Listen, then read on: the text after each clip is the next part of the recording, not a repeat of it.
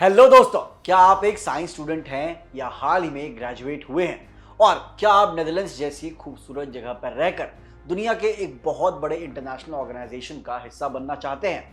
अगर हाँ, तो आज का वीडियो बिल्कुल मिस मत करना, क्योंकि आज हम बात कर रहे हैं OPCW साइंस इंटर्नशिप 2026 के बारे में। OPCW यानी organisation for the prohibition of chemical weapons. ये वही वर्ल्ड फेमस संस्थान है जो दुनिया भर में केमिकल वेपन्स को रोकने और ग्लोबल सिक्योरिटी पर काम करती है। सबसे अच्छी बात यह है कि इस साल इन्होंने यंग साइंटिस्ट और स्टूडेंट्स के लिए अपनी साइंस इंटर्नशिप का ऐलान कर दिया है, जिसके लिए इंडियंस भी टोटली एलिजिबल हैं। तो चलिए इस वीडियो में इसके फायदे, काम और अप्लाई करने का पूरे प्रोसेस को आसान शब्दों में समझ लेते हैं। सबसे पहले बात करते हैं कि ये इंटर्नशिप कहाँ होगी और कब शुरू होगी। फ्रेंड्स, आपकी पोस्टिंग होगी द हेग यानी नेदरलैंड्स में। नेदरलैंड्स का ये शहर इंटरनेशनल डिप्लोमेसी का हब माना जाता है। ऑफिशियल नोटिफिकेशन के मुताबिक इस बार केवल 3 साइंस इंटर्नशिप पोजीशंस अवेलेबल हैं, तो कंपटीशन थोड़ा टफ होने वाला है, लेकिन ये मौका बहुत ही बड़ा है। ये इंटर्नशिप इसी साल यानी मिड जुलाई 2026 से शुरू होने जा रही है। अगर आपका interest science policy, emerging technologies या इंटरनेशनल अफेयर्स में है, तो ये आपके करियर को एक बहुत बड़ा बूस्ट दे सकती है।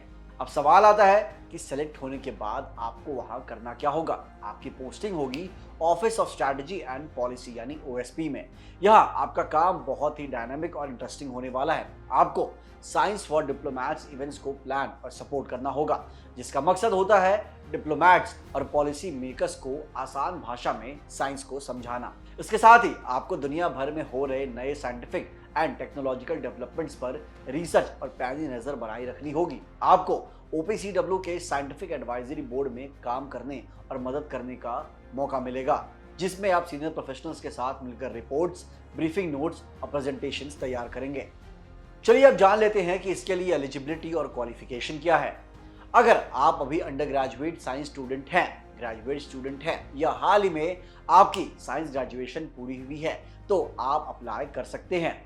इसके अलावा यंग रिसर्चर्स और अर्ली करियर साइंटिस्ट भी इसके लिए पूरी तरह योग्य हैं। आपका बैकग्राउंड साइंस स्ट्रीम में होना जरूरी है और आपने अपनी यूनिवर्सिटी में कम से कम 1 साल की पढ़ाई पूरी कर ली है। आप किसी ऐसे देश के नागरिक होने चाहिए जो OPCW का मेंबर स्टेट हो, और हमारा भारत इसका मेंबर है, इसलिए इंडियन स्टूडेंट्स बेझिझक अप्लाई कर सकते हैं। बस दोस्तों, आपकी इंग्लिश लैंग्वेज स्किल्स बहुत स्ट्रांग होनी चाहिए, और साथ ही अगर आपको अरबिक, चाइनीज, फ्रेंच, रशियन या स्पेनिश जैसी लैंग्वेज आती है, तो वो आपके लिए एक बहुत बड़ा प्लस पॉइंट यानी डिजायरेबल एडवांटेज साबित हो सकता है। लेकिन दोस्तों, अप्लाई करने से पहले आपको कुछ इंपॉर्टेंट इंटर्नशिप कंडीशंस के बारे में पता होना चाहिए।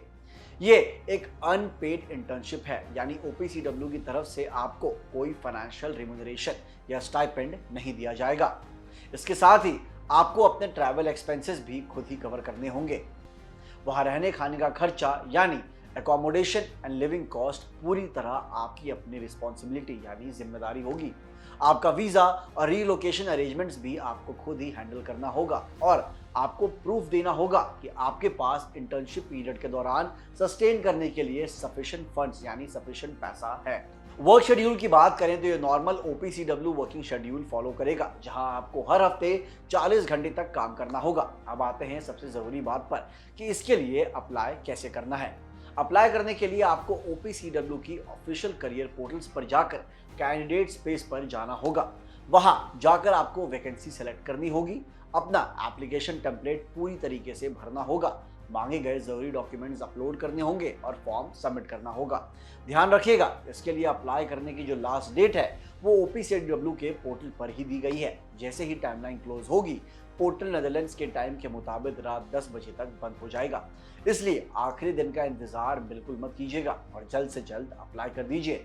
अगर आपको ये वीडियो हेल्पफुल लगी हो तो इसे लाइक एंड शेयर जरूर करें, और हमारे चैनल जागरण जोश को सब्सक्राइब करना मत भूलिएगा। मिलते हैं अगली वीडियो में। जय हिंद।